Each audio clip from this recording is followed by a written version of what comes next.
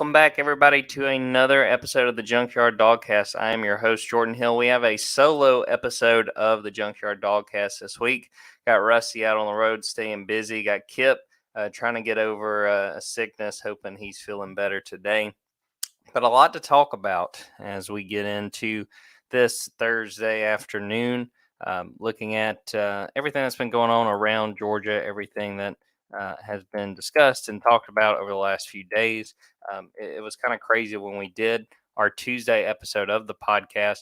Really didn't have time to talk about some of the news that we wanted to get to in the two commits that had pledged to Georgia earlier in the week. We're going to talk about that in a little bit. We're also going to discuss some of the other things going on. I think we would be remiss not to open the podcast talking about yesterday's news that I think some people kind of caught some people off guard, but also it was something that we had been hearing a little bit more and more about as the transfer portal window, close of that window was getting closer and closer. And that's the news that A.D. Mitchell is expected to go into the portal. We still, to this point, haven't heard official word that he's in, but all indications are he is going in the portal. Caught a lot of people off guard. He was a guy that came into this season expected to be the number one wide receiver for Georgia, winds up getting banged up in the second game against Samford and kind of derails his whole season. He winds up coming back. He plays 4 snaps against Auburn. He gets out there for the Georgia Tech game at the end.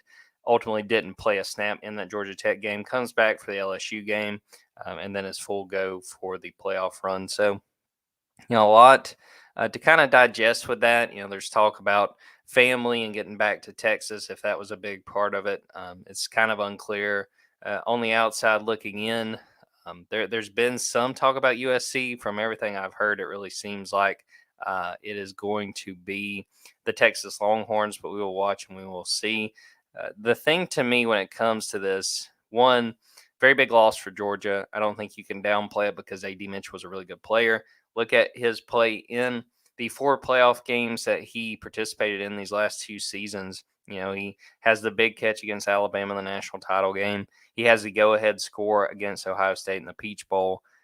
Very significant. I don't think you can downplay it. But, look at what Georgia added to the receiver room this offseason. Dominic Lovett. I think he might wind up being that X receiver, that number one guy.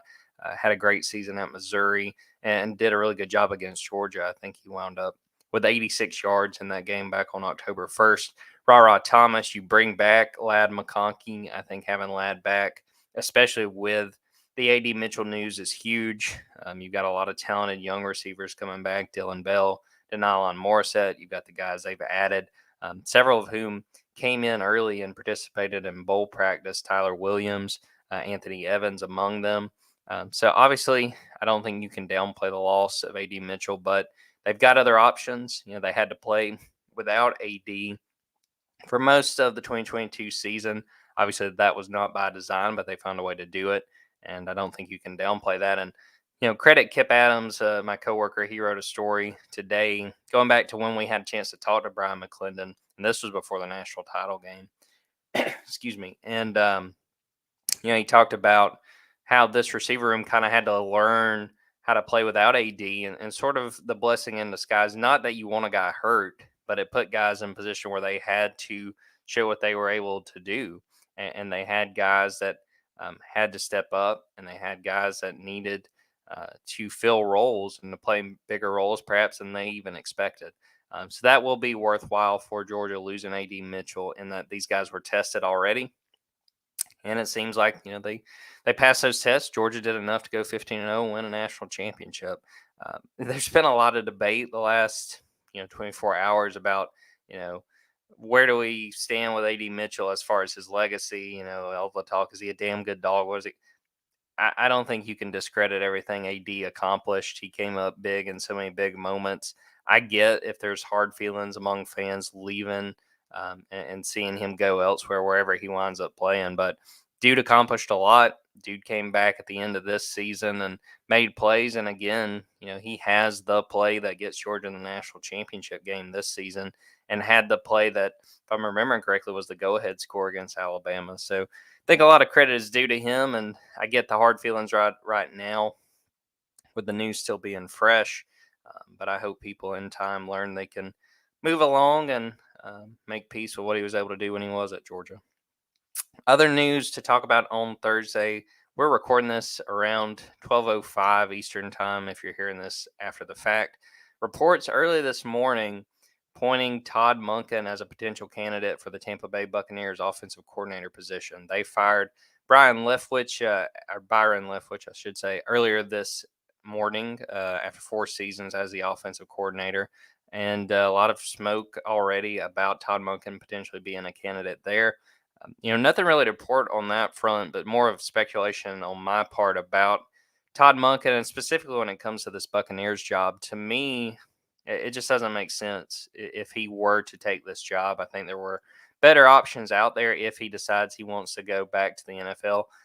He's 56. He's still got plenty of time left to coach, but if he feels like his opportunities to coach in the NFL will be dwindling as the years go on, maybe he decides he wants to jump back. But looking at Tampa Bay specifically, it's very clear at this point Tom Brady is not coming back to Tampa Bay for the 2023 season. Where Tom Brady plays, it's unclear.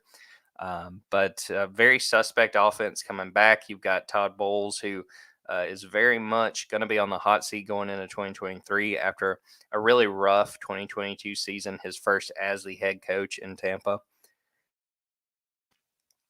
But I think there would be better opportunities if Todd Monken decides he wants to go back into the NFL and coach at that level again. The one positive that I can see, and I don't really know the rest of that coaching staff. I don't believe he and Todd Bowles have ever coached together, at least not in recent years. But the only positive that I see with Tampa Bay from his standpoint is the fact that he's coached there before. He was on the staff with Dirk Cutter. And he winds up being the offensive coordinator there, I think, for 3 seasons, and then they wind up getting fired, and Bruce Arians comes in. Does he really want to go into a situation where maybe they do trade for a quarterback, but I think Kyle Trask might be the backup in Tampa Bay. I'm not aware of who Blaine. I don't know if Blaine Gabbert is still there. Yeah, I saw good comment, Craig Lawson.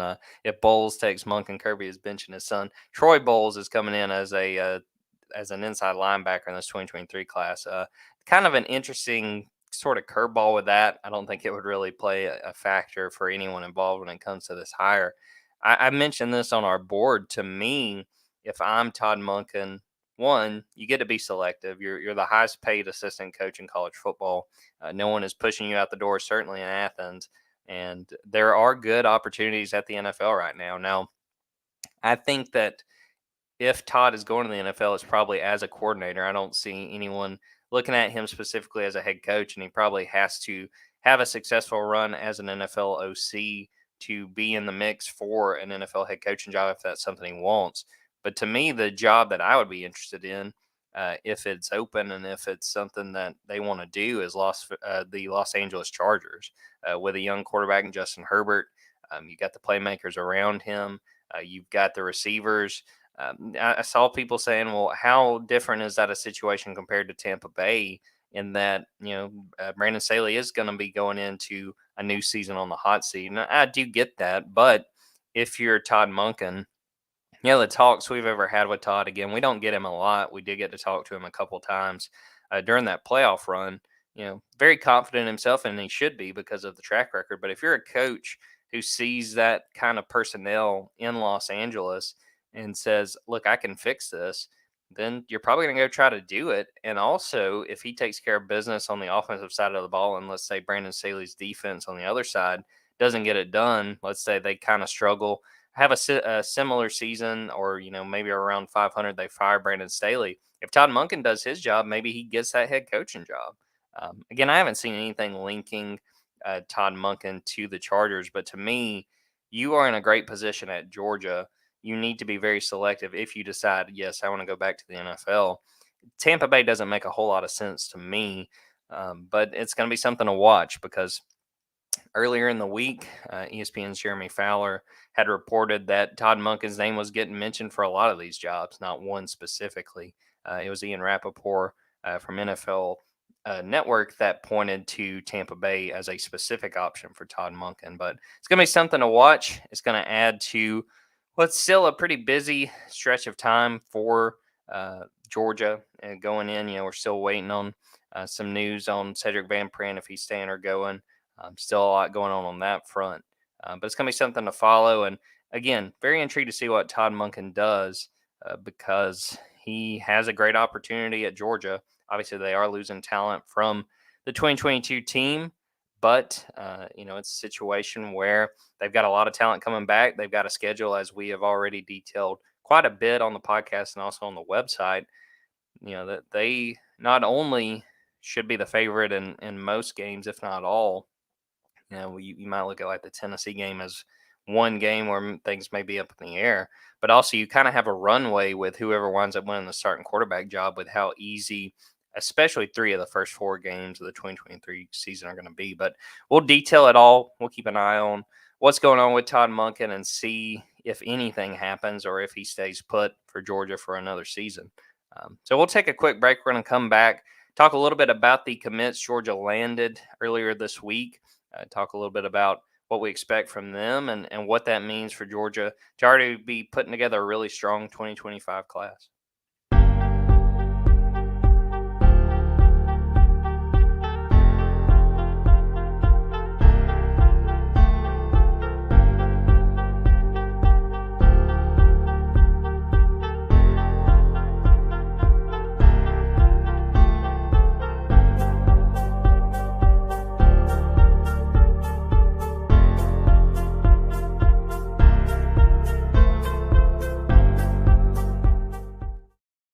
Welcome back, everybody. Well, we had sort of a packed podcast on Tuesday with everything we wanted to talk about, everything we wanted to get to. And we kind of got offline, and Kip texted me and said, we didn't even talk about the commits. And I went, oh my God, we didn't. We talked for probably 35, 40 minutes, just didn't get a chance to get to it. Georgia was able to add to what already has the makings of a really strong 2025 recruiting class. Justice Terry, a 4-star defensive lineman from Manchester, Georgia, which is about 45 minutes northeast of Columbus. Had a chance to cover Manchester a good bit back in the day, working at the Columbus Ledger-Inquirer. He commits, and also a 4-star offensive tackle, Micah DeBose. He also commits to the Georgia Bulldogs. That was back on January 16th. Very strong start. When you look at both of these guys, Justice Terry, 6'5", 270.